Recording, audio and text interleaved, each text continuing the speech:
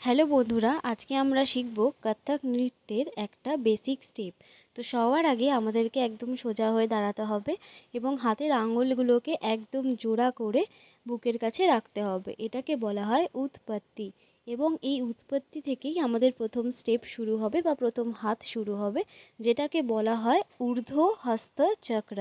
তো সবার আগে আমরা হাতটাকে ওপর দিকে তুলব, তারপরে ঘুরিয়ে এনে আবার উৎপত্তিতে রাখবো। এইটাকেই বলা হয় ঊর্ধ্ব হস্ত চক্র। চলো দেখে নিই কীভাবে আমরা এই ঊর্ধ্ব হস্ত চক্র করছি। এটা কিন্তু কত্থক নৃত্যের একটা বেসিক স্টেপ বা বলতে পারো প্রথম হাত, যেগুলো না শিখলে আমরা হয়তো কত্থকের বোলবানি করতে পারবো না। তো দেখে নিই এভাবে আমরা কিভাবে করছি জিনিসটা।